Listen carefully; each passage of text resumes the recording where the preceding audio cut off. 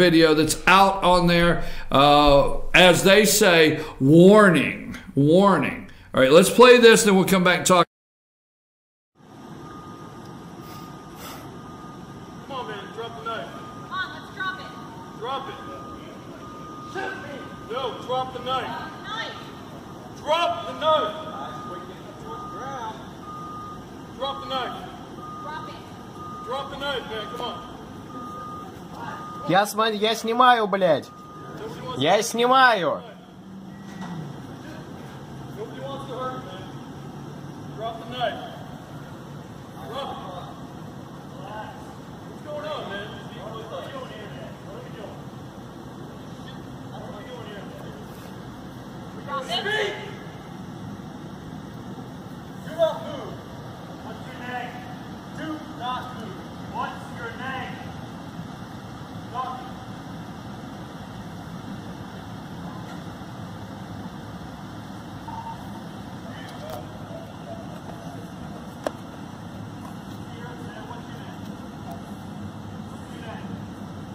Doesn't matter.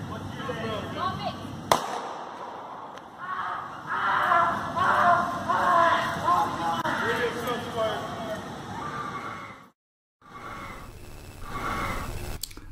Now, I have a question before we get into this. Let me finish a couple questions, all right? And these are very serious because these are in the articles, okay?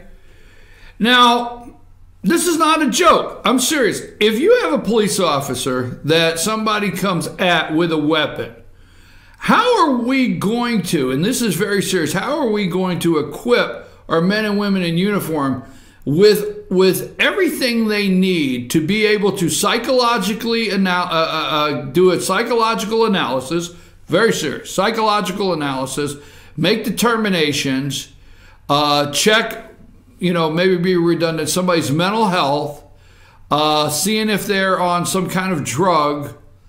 How are we supposed to know if they're gender queer?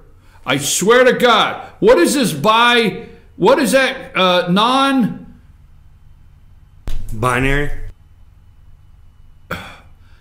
I pull it up. Non-binary? Is that what it is, binary? When you don't have a gender either way. Right. Non-binary, and it says in the gender queer, also known as non-binary, is a catch-all category for gender identities that are not exclusively masculine or feminine. Folks, what the hell? I'm reading this. This is from the New York Post, okay? I swear to God. I swear to God. A police officer fatally shot barefoot gender bending Georgia Tech student on campus, according to police. Scout Schultz, 21, who identified himself as gender non-binary, gender queer, didn't know what he was. He was shoeless. He had a small knife when the officer opened fire at about 11:10. Now, the officer is saying, put the knife down. We don't want to hurt you. Shoot me, man. Shoot me. Okay? Shoot me. Put the knife down. How are we going to? Now, Richie, you have been following this, and you said you had multiple comments on this for several days. You know, at this point, go ahead. What's your take on this, and where do you see this at this point?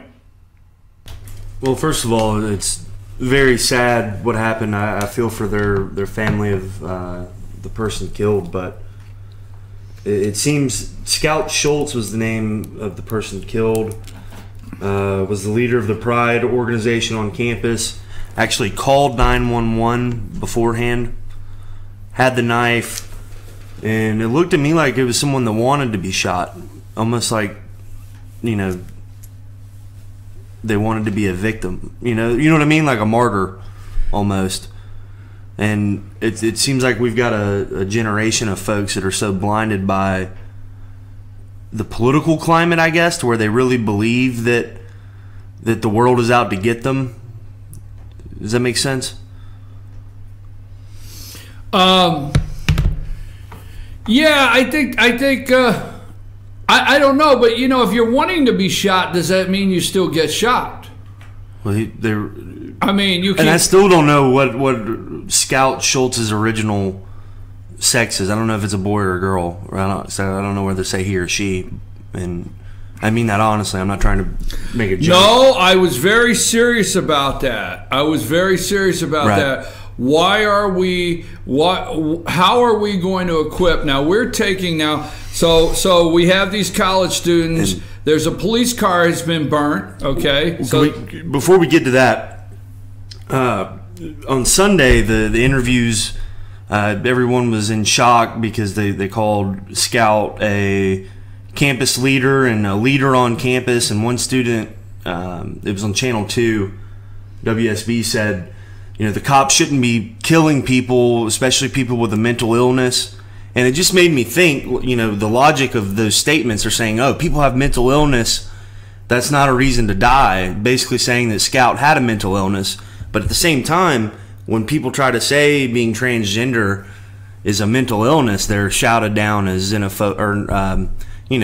homophobic or what have you, when Scout's own allies are saying that. And it's like, it doesn't equate, and I don't even know that they even see that they're defying their own logic by saying things like that. And the other thing is, if this is a campus leader, I'd hate to see the people that are, the Indians. If that's the chief, I'd hate to see the Indians. You know what I mean? Like, what kind of organization is that? It's just sad all around. And then what it led to last night is, Antifa shows up and doesn't let a good tragedy go to waste. Well, Schultz continued to advance on the officer with a knife. Subsequently, one of the officers fired, striking Schultz in its state. Schultz was not cooperative and would not comply with officers. Schultz's heartbreaking mother said, why, and these are questions, and I don't think these are not legitimate questions. I really do. Why didn't they use some non-lethal force like pepper spray? I mean, they had him coming at, he was coming at him with a knife. Maybe they could have. Yeah, I don't know. I never like to put myself in the officer's position because they are trained. It's up to them to answer their superiors.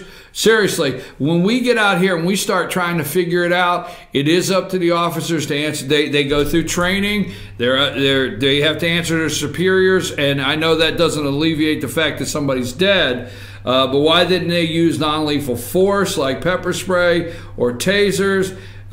She said, according to the paper, a story in the paper. So that question remains, though. Some of those questions are out there, but I don't think it. I still go back to the point: how are Georgia Tech Police Department? How is any law enforcement in this United States going to equip themselves? They can equip themselves with dash cams. They can equip themselves. I want you back in a minute, Richie. They can equip themselves with shoulder cams on their uniforms. We could see any of this day and night. Everybody has a video.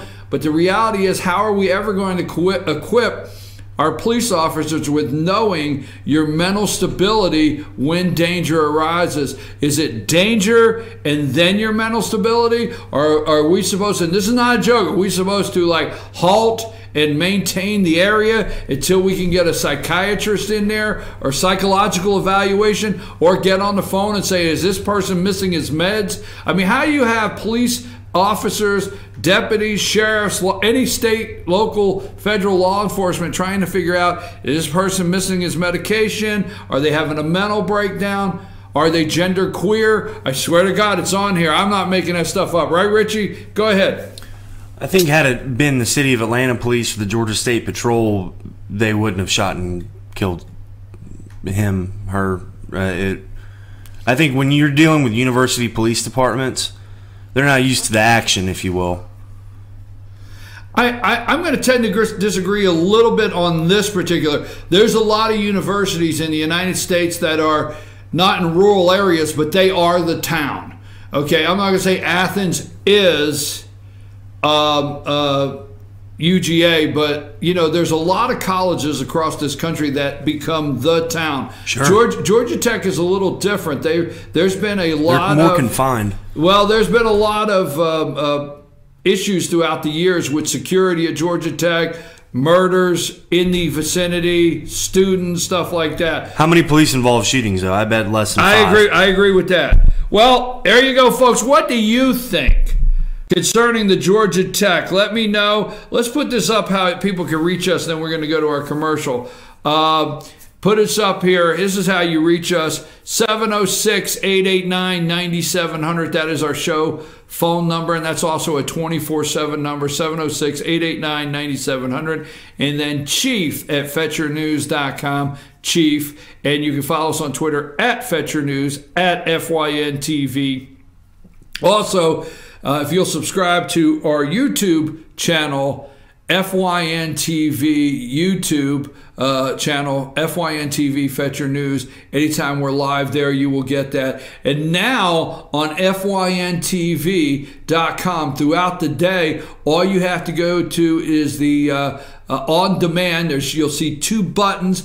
We are every day working on FYNTV.com to give you programming listing for upcoming shows. You can go there now. The platform has changed. And also our on demand service. Right on the right hand side, you see on demand. You click on that. Any day's show is there. Any of the sports shows we're doing right there. So we're upping our on demand service also on FYNTV.com. It's that simple. Hey, last night, we're getting ready to get into region football play. Friday nights, I tell you what, I love it. This is how I stay in touch with America, I swear. I had a kid last night, go up to the Union Panthers. Union Panthers are playing GAC. Yo, Richie, you were there last night. I love Brian Allison, head coach Brian Allison of Union Panthers up here in Georgia, Blairsville, Georgia, in the mountains. Beautiful setting up there. Great football program. But I was trying everything in the world not to say, Coach, you played maybe 4 very inadequate teams. Your balance of who you played, you're 4-0 in non-region. You played 4 teams that really didn't match up. You're putting 500 yards, total yards, 400 total yards in the books, 60 points on the board, 48. And now GAC, Greater Atlanta Christian, is coming to the mountains. That's Friday night. We'll be in the mountains in Union County. And I was trying everything last night to say, but GAC's coming. I didn't want to make it sound like but it's going to be a good game because they are fast. I'll tell you one thing. In 2010, the 2004 National Championship Valdosta State Blazers team was inducted into the Hall of Fame there. And Chris Hatcher, the coach, said to them, "You were probably the worst team we ever had, but we didn't tell you any different, and you thought you were good, so we just let you think it." So give it to Allison. They're 4-0, and as we saw yesterday, they're not scared of GAC. Those kids fully believe they're going to go out and win that game, and if they do it, good on them. My new star is I love number 62, Ruff. I mean, Die Ruff. Ruff. I can't remember his first name. Ruff, number 62, right guard. But my man is, what is his name? Bicey. Bicey, right? That's my boy Bicey, the big guy. Yeah, Bicey said he's going to put pressure on him, right? Friday night. I'm your host, BKP. He sure did. I'm your host, BKP. It's 8:31, running a little late. When we come back, it'll be time for Carla's Corner. And then at 9 o'clock, you're supposed to be 21 years old. We're going to tell you a story about 2 establishments under investigation that may have served to underage, under 21. McLovin, take us to break.